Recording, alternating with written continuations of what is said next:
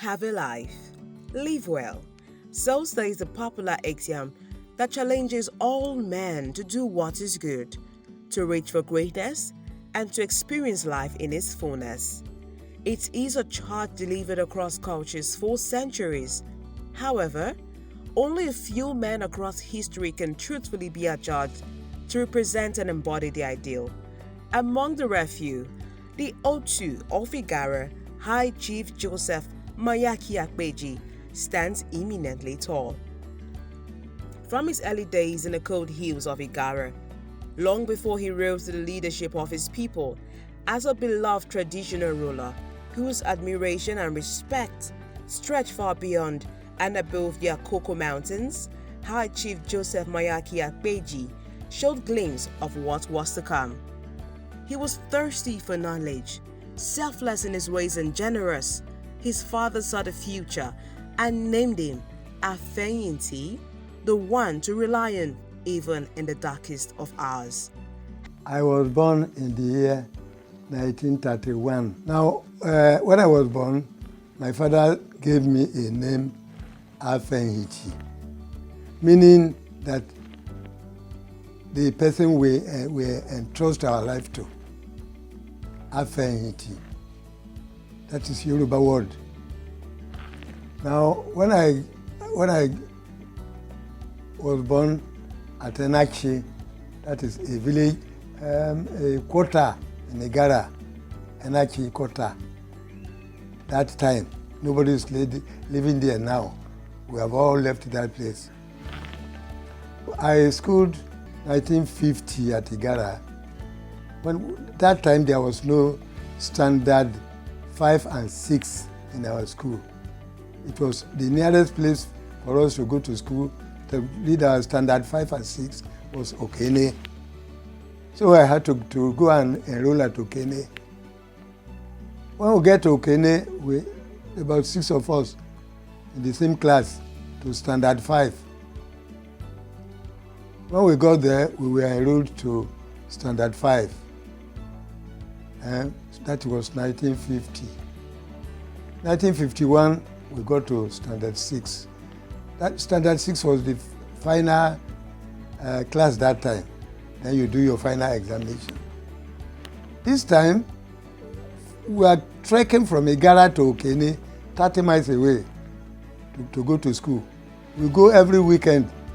Every Sunday after church hours, we take off to Okene to go to school. The following Friday, after school hours by 12, we start to come to trek to Igarra again. We did that for 2 years. Then I did my final examination in 1951, which I left Okene. Then I came to stay at Igarra, going to the farm with my people. After some time, my brother took me to Akure, where I stayed till 1955, when my father died. I came home.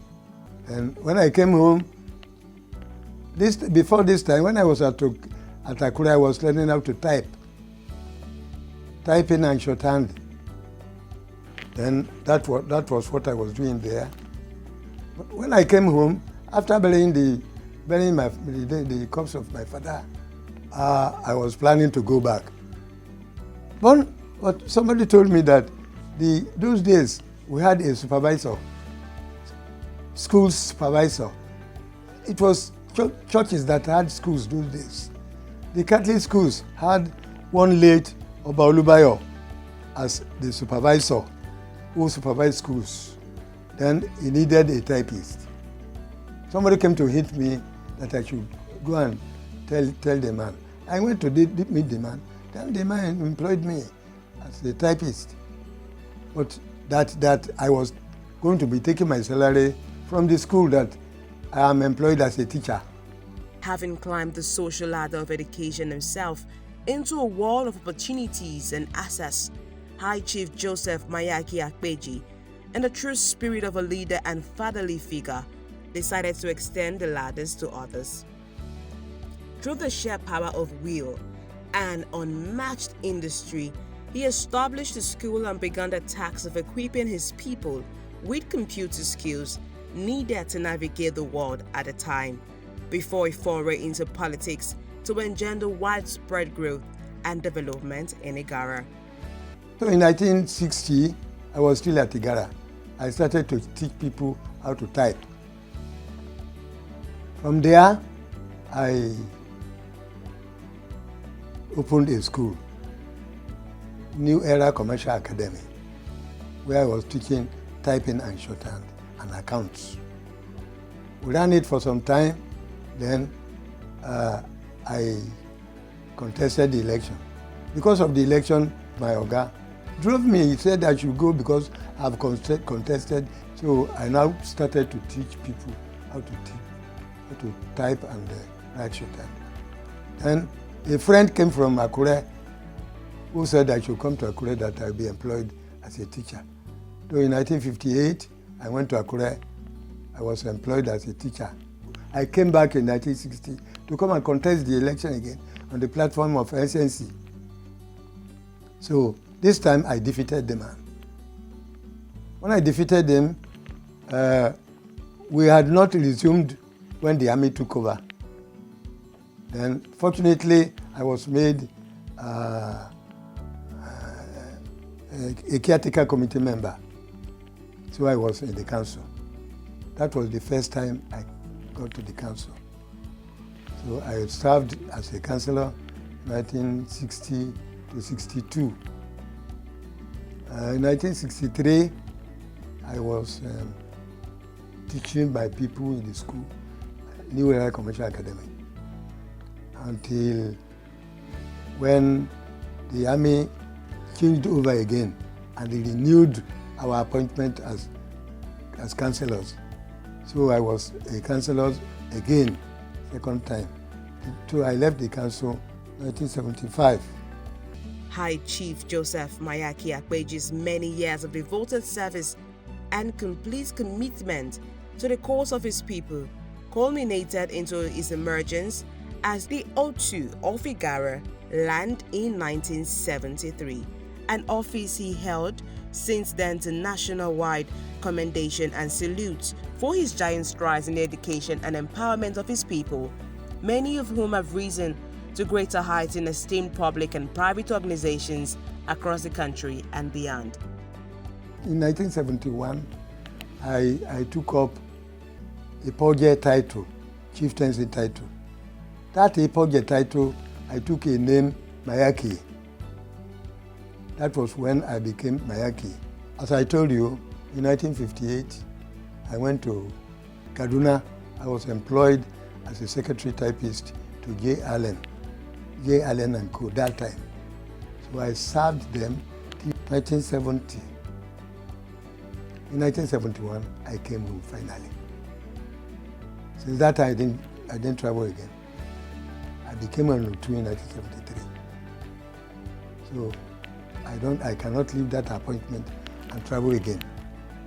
So since I became Otu and I was very busy entertaining people and representing people, I had the position of my wife rose to 5. All of them had children for me. And in 1962, I opened a school. That is Akpeji Commercial College, which I was running. I employed people. We were training people for WAEC. I was training children for that. So many people, some of them who became secretaries as shorthand writers. One of them is a member, is working in the CBN. He's a manager there now. He's a shorthand writer. I trained him. Looking back, High Chief Joseph Mayaki Akpeji recognizes the erosion of values, particularly in politics and public service. In his days, self-enrichment was neither the goal nor motivation. It was genuine intention to serve the people, and serve he did.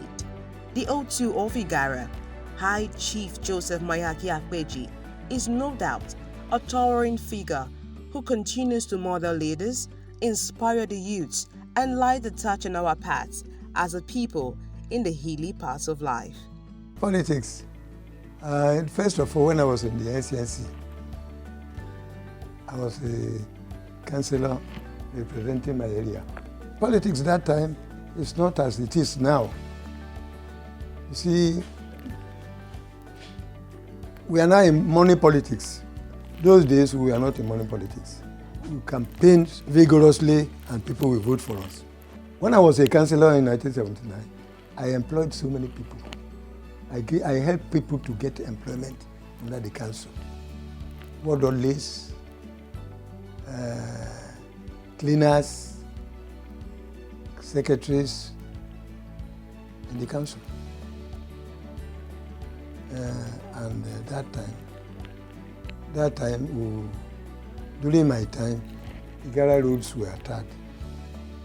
Because Ali, the governor of Edo State that time, this Ambrose Ali, promised that if he won the election that time, he will, any council, any local government area that vote for him, he will tar 6 kilometers in that headquarters.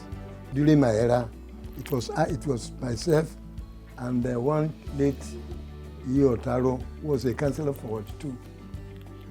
We showed the European who came to tar Igarra where to tar, the roads to tar. We showed them where to tar, and the roads were tarred. After that, when I was a member of the regional scholarship board at that time in Benin, I used to travel to Benin. I was Otu that time. I used to travel to Benin, sleep, we hold meeting. It was a meeting of the local government of the state. I was representing Akoko in the board, in the regional scholarship board. We were giving scholarship to people. When they apply, we go there, we go and screen it. We invite them and question them for what they want to read. And we sponsor them. Right? Recommend them to the government, who will sponsor them. He has a life. He lives well, and his deeds, past, present, and future, have transformed lives, changed destinies, and propelled generations to greatness. What a man! What a life!